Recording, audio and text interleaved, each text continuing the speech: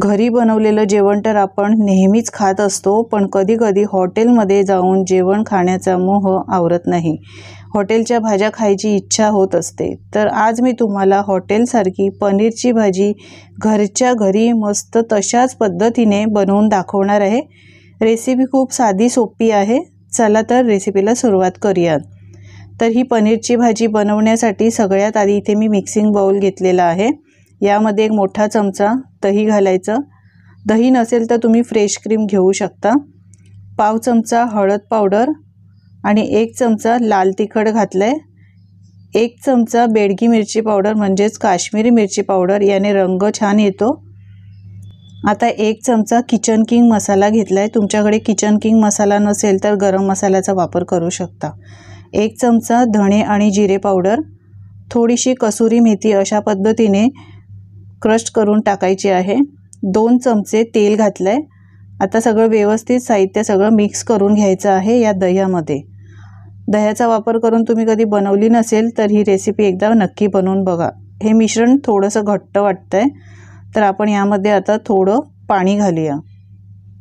तर फक्त 1 चमचाभर मी इथे पाणी घातलेलं आहे. पाणी घातल्यानंतर पुन्हा व्यवस्थित हे सगळं मिक्स करून घेऊया. हे बघा, आपलं हे असं बॅटर तयार झालेलं आहे दह्याचं. अशा पद्धतीचं टेक्स्चर पाहिजे. आता यामध्ये इथे मी 200 ग्रॅम पनीर घेतलेले आहेत. मोठे मोठे स्लाइस करून क्यूब्स करून ते घालायचे. शिमला मिरची क्यूब्स करून घेतली आहे, ती घालायची. कांदासुद्धा असे मोठे क्यूब्स केले, त्यानंतर याचे पाकळ्या काढलेल्या आहेत. 1 टोमॅटोसुद्धा असा मोठा चिरून घेतलेला आहे क्यूब्समध्ये, ते सुद्धा घालायचं. आता सगळे साहित्य या दह्याच्या मिश्रणामध्ये मिक्स करून याला सगळं कोट करून घ्यायचे आहेत मसाले. हे बघा अशा पद्धतीने. आता हे कोट केलेले मसाले 10 मिनटं असेच बाजूला ठेवून देऊया, म्हणजे मसाले छान लागले जातात. आता आपण इथे वाटण एक बनवण्यासाठी मसाला बनवणार आहोत. तर पॅनमध्ये 2 चमचे तेल घालायचं. 1 रफली चॉप केलेला कांदा घातलाय. 1 रफली चॉप केलेला टोमॅटो घालायचा.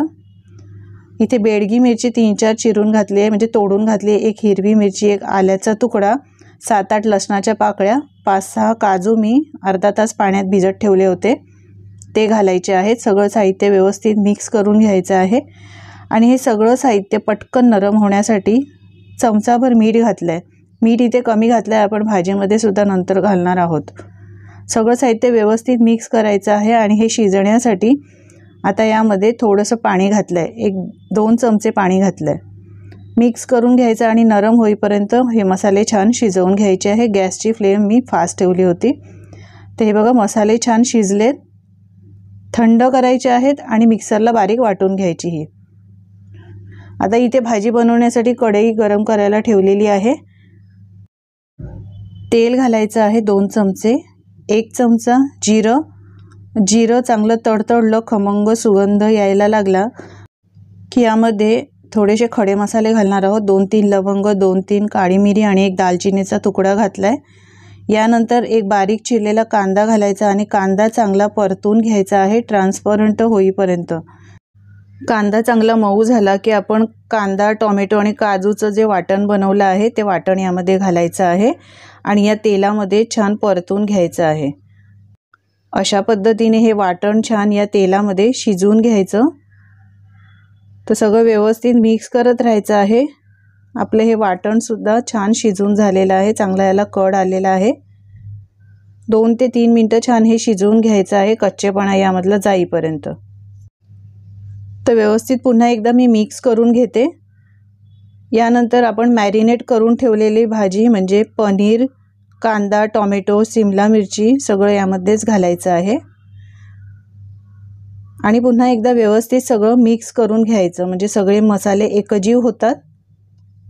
सगळं मिक्स केल्यानंतर आपण इथे पाण्याचा वापर करणार आहोत. तर मॅरिनेट केलेल्या बाउलमध्येच मी पाणी घातलं आहे आणि आता हे पाणी यामध्ये घालायचं आहे. आता चवीप्रमाणे मीठ घालायचं आहे. आपण कांदा, टोमॅटो जे वाटण केलं आहे त्यामध्ये सुद्धा भाजताना मीठ घातलेलं होतं, त्यामुळे टेस्ट करूनच मीठ घाला. सुरुवातीला मीठ कमी घालायचं आणि गरज लागेल तसं मिठाचा वापर तुम्ही करू शकता. आता सगळं व्यवस्थित मिक्स करायचं आहे आणि याला चांगली एक उकळी काढून घ्यायची, छान शिजवून घ्यायचं. मिक्स करून घेऊया। या स्टेजला तुम्ही मिठाचं प्रमाण पुन्हा एकदा चेक करू शकता, गरज लागली तर मीठ घालू शकता। आता झाकण ठेवायचं आहे आणि 3 ते 4 मिनिटं ही भाजी स्लो गॅसवर शिजवून घ्यायची। पनीर आहे त्यामुळे भाजी आपल्याला शिजवायला जास्त वेळ लागत नाही। आता बारीक चिरलेली भरपूर कोथिंबीर घालायची आहे।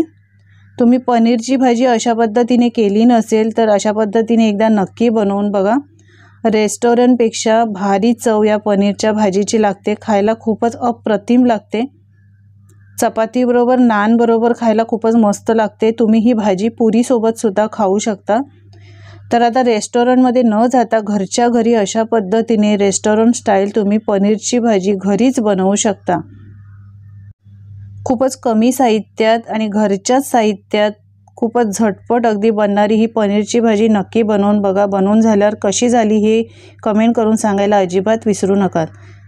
तुम्हाला ही रेसिपी जराही आवडली असेल तर लाईक करा, शेअर करा आणि अशाच नवनवीन रेसिपी पाहण्यासाठी चॅनलला सबस्क्राईब करा। धन्यवाद।